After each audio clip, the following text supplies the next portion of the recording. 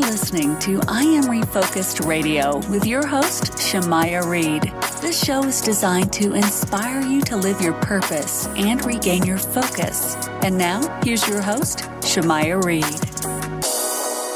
Hey, welcome to I Am Refocused Radio. We are here once again, and today we have a true honor talking to a very special person. Her name is Karen Walters, and man, she is amazing, not just professional, but a source of inspiration. She is a full-service human resources consultant, and she has spent decades inspiring teams and assisting leaders in cultivating cultures and surpassing expectations.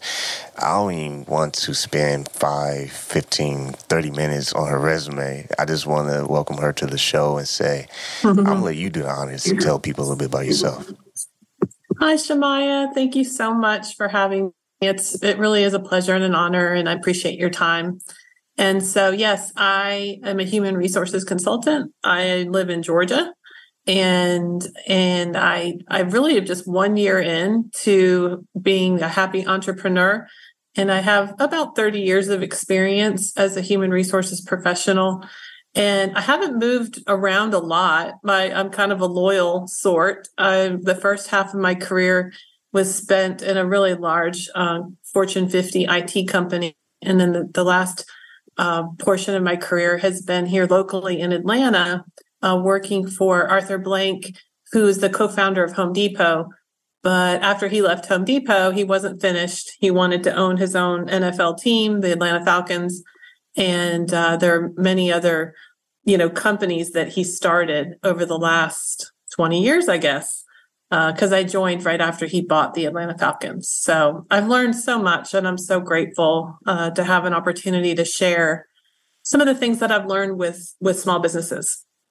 I mean, you have a lot of history underneath your belt. You also done work with Mercedes-Benz Stadium, Atlanta United Soccer Team. And what was the first gig that you ever had for your opportunity in starting your HR career? Oh, thank you. Yeah. So when I was in college, I went to the internship career office, and they said, hey, you want to work in human resources? And I was like, what's that? But I worked for Unisys, which was the Fortune 50 IT company. And I learned so much there. I literally grew up there, and I learned from some really awesome HR professionals at a very young age. So I think I learned a lot more from my work experience than during college. No offense, but it's just that experiential learning. When you look back and see your success, it all started at some point. When you look and see where your mindset was back then versus where it is now, what was it like for you to be on that spectrum of clarity of this is what you are, talented to do and passionate about? Yeah, that's such an appropriate question, because early in my career, I think it was more about the head, not the heart. I was a student of the profession of human resources and, had acquired some head knowledge. And it's funny that you asked that question, because when I interviewed to work for the Atlanta Falcons, the gentleman that interviewed me asked me what I was passionate about. So that was, 20 years ago. And I didn't have a great answer at that time of my life about what I was passionate about. And I think it was because of that head versus heart.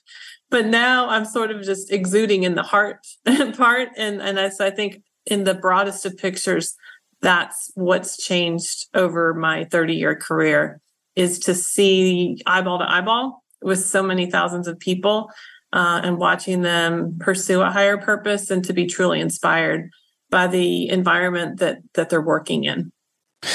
When you launched your career back in college, there's a lot of college students in today's world, and some are bitten by the entrepreneur bug. So, it's a mixed batch right now. But what advice would you give your younger self when you were in college, knowing what you know today about HR?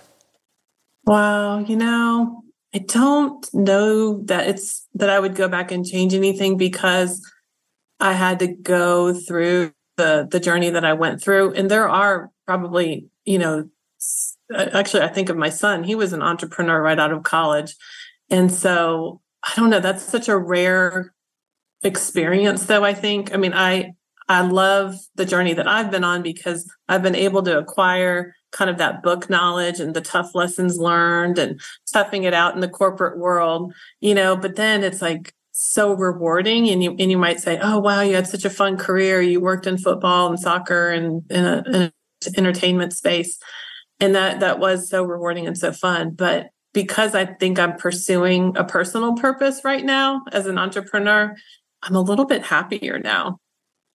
Once again, talking to our special guest for today, Karen Walters. You can go to her website, is KarenWalters.com.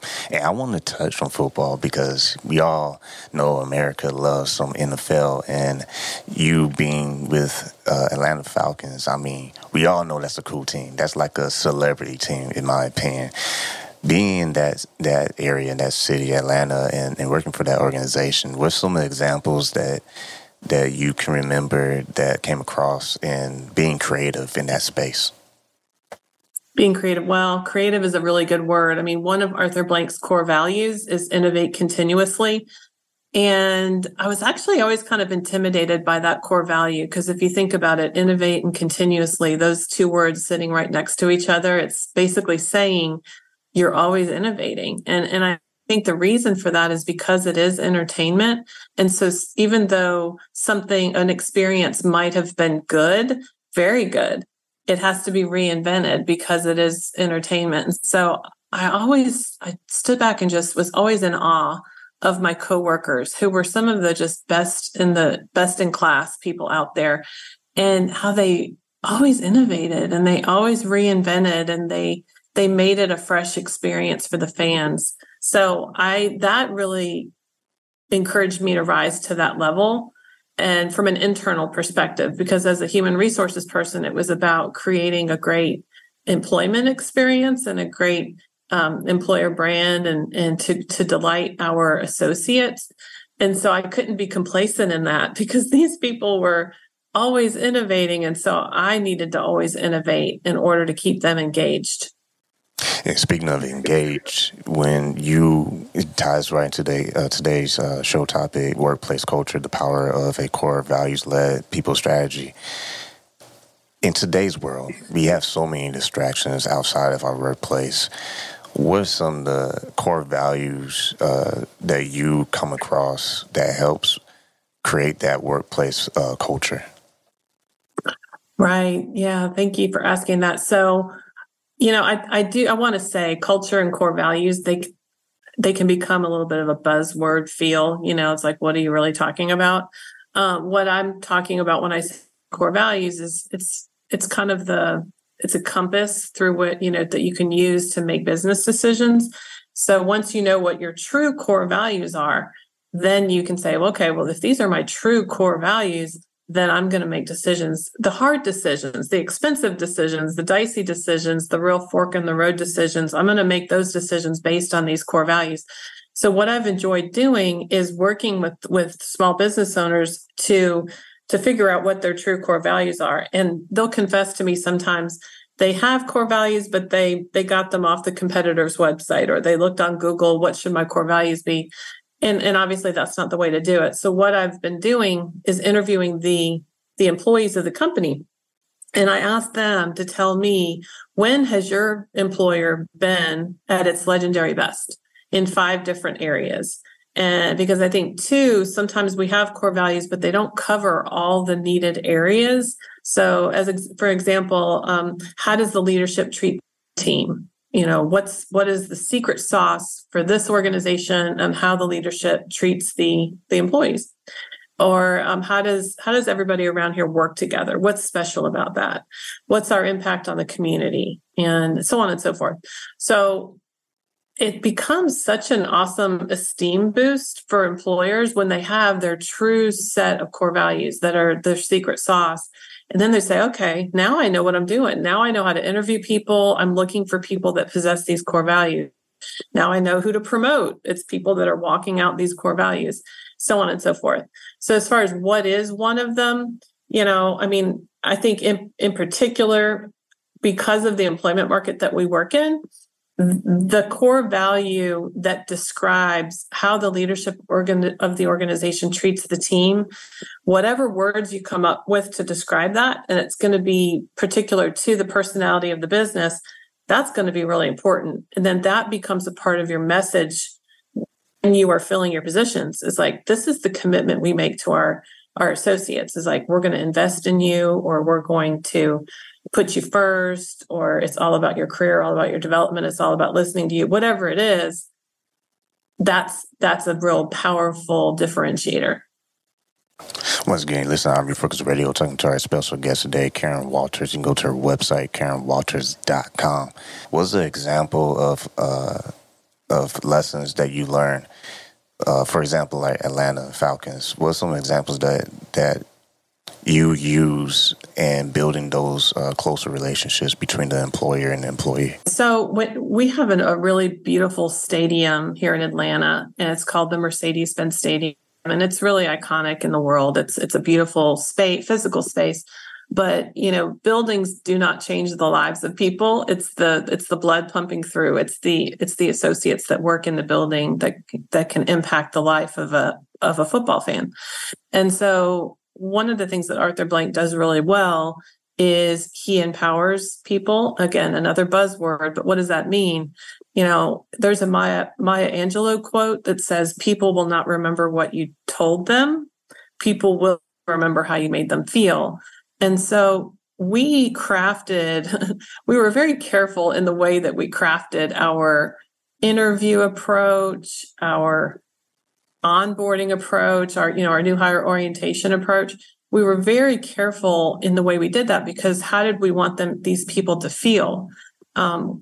You won't believe this, Shemaya, but we had to hire 4,000 people right before that stadium opened. And that's definitely not something I did by myself. It was a huge team effort, as you can imagine. But we wanted those those candidates to feel a certain way. We wanted them to feel like kings and queens. We wanted them to feel like they were Arthur Blank. And so we have to treat them as such. And then, once we gave them the offer letter and they came in for their orientation, we wined and dined, and we had, Arthur speaking to them directly, and we had a champagne toast at the end of orientation. And, it is how you make people feel, because when you make them feel like they're the most important person in the organization, because they're the closest to the guest, then you're going to get something out of these folks that would go beyond what you could even ever ask or imagine them to do. And that's actually why I named my company Beyond Culture, is when we make people feel safe and when we empower them to be their special self, then they're going to feel free to go beyond what you could even ask them to do.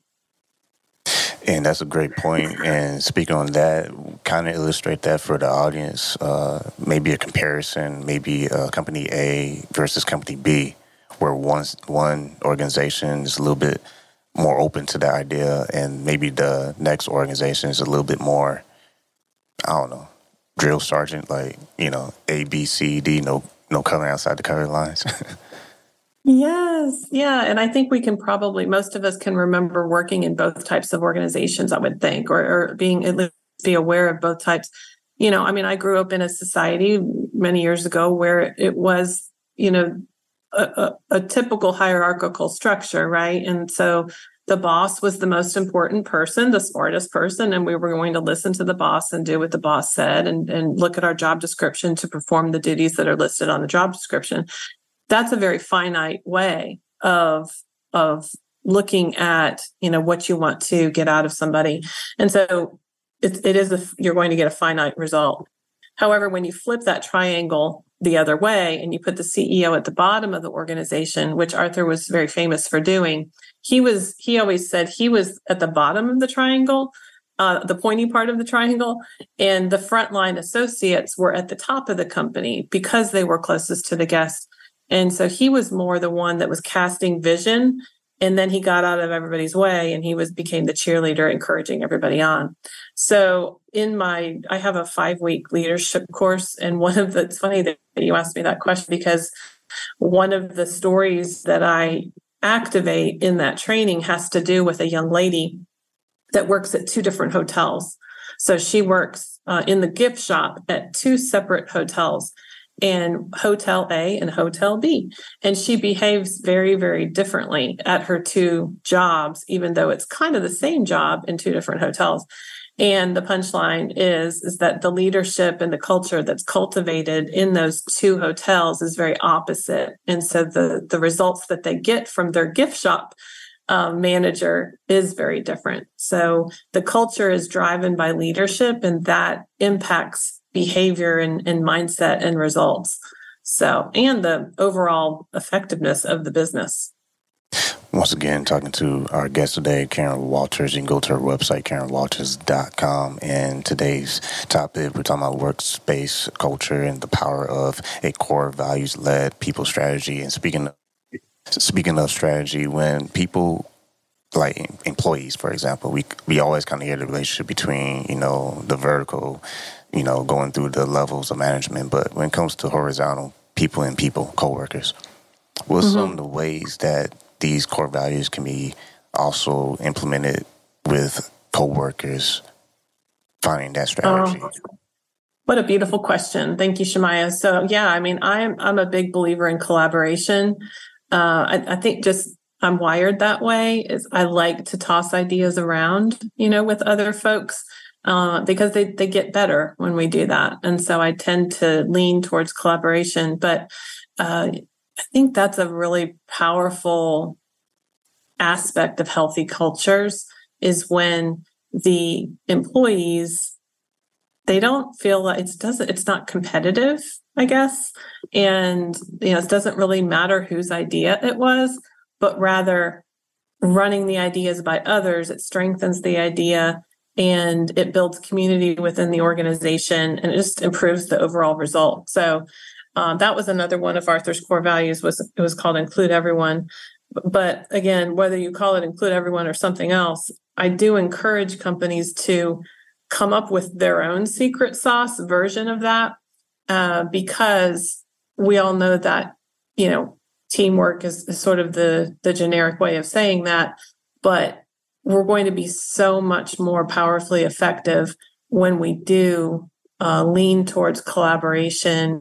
And I'll tell you a secret. One of the, I think the healthiest cultures out there, the very, very healthiest cultures, those are cultures where we can hold each other accountable peer to peer. So if you and I were coworkers in a business and we felt safe enough and free enough and humble enough that we could say to one another, hey, Shemaiah, I saw that and I want to give you my honest feedback. This is how that came across to me. And then we can have an adult conversation without getting the manager involved.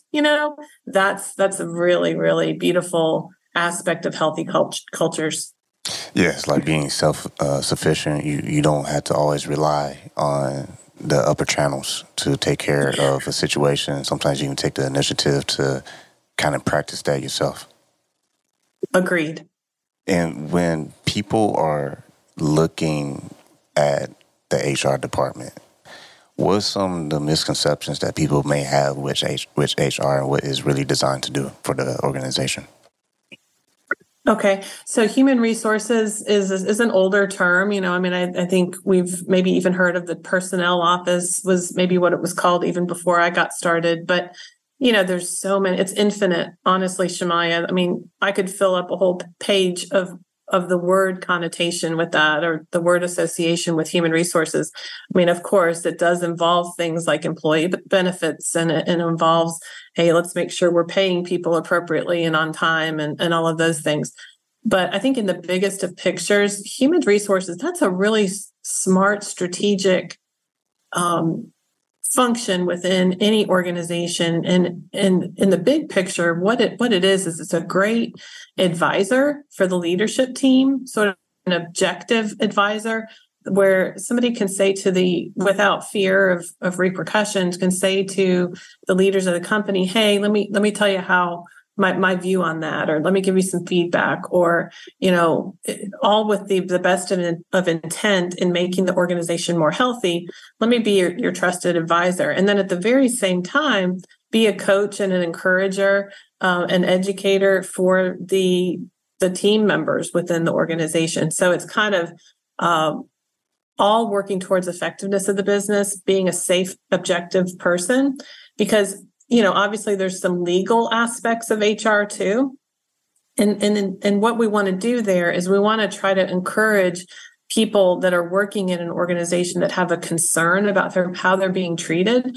We want them to be safe to come to an internal person and not versus going outside the organization and taking that up some sort of channel to complain. It's like, no, let's resolve this inside the organization.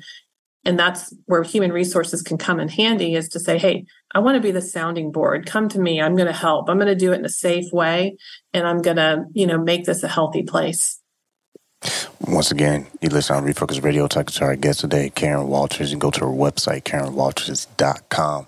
And today we are talking about the workplace culture, the power of a core values-led people strategy. And wrapping this up, when there are business owners out there, employers out there, and they're like, man, okay, I can do this. And I'm sure this is something that we all can benefit from, no matter what size the organization is.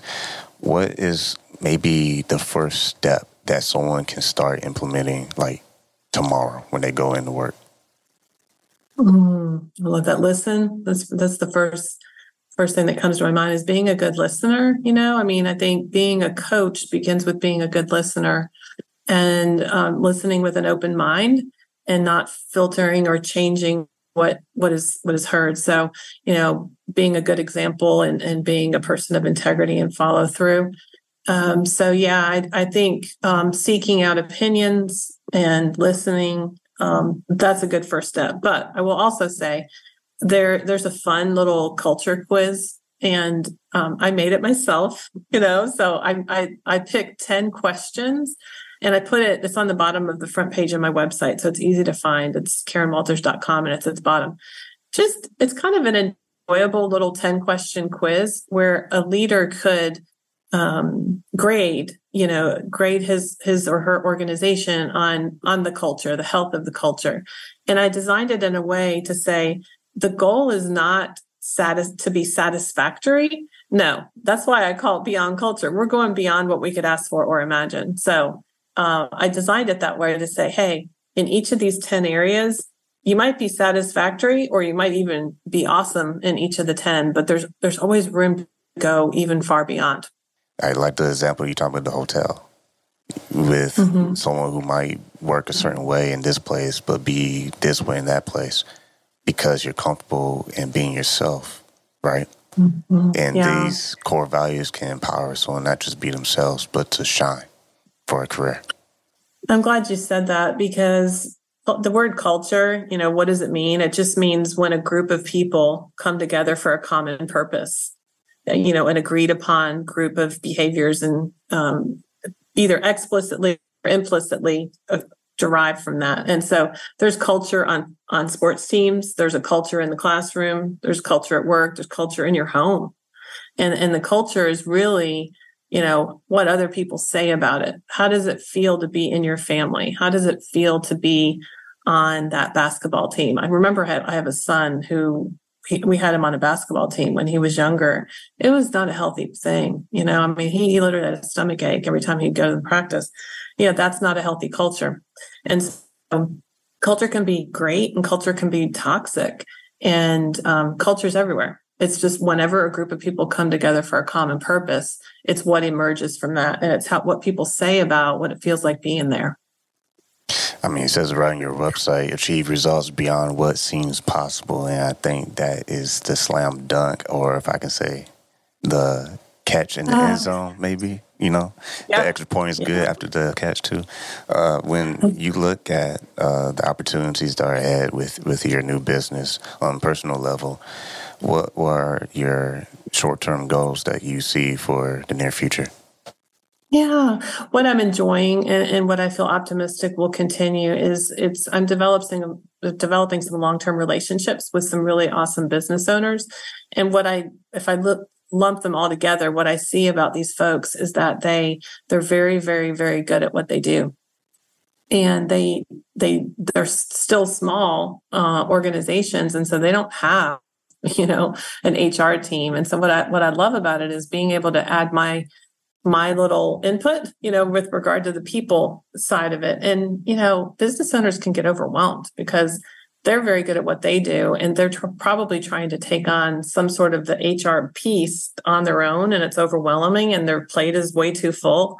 And so I have encountered some really beautiful, grateful people who are welcoming me into their team on a long-term basis to say, you know what?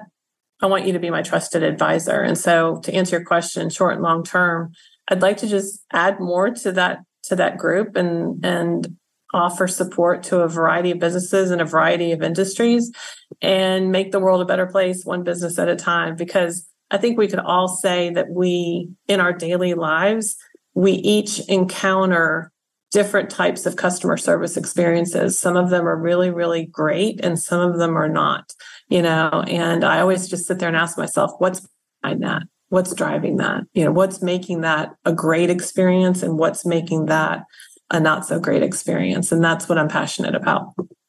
You've been listening to Refocus Radio, talking to our guest today, Karen Walters. Go to her website, KarenWalters.com, and you're ready to take that next first step. You can take the 10-question Beyond Culture quiz and start out with that. So with that said, I want to say thanks to the one and only Karen Walters, man. I'm going to brag about you. ATL, Atlanta Falcons, HR department. That's awesome, man. That's major.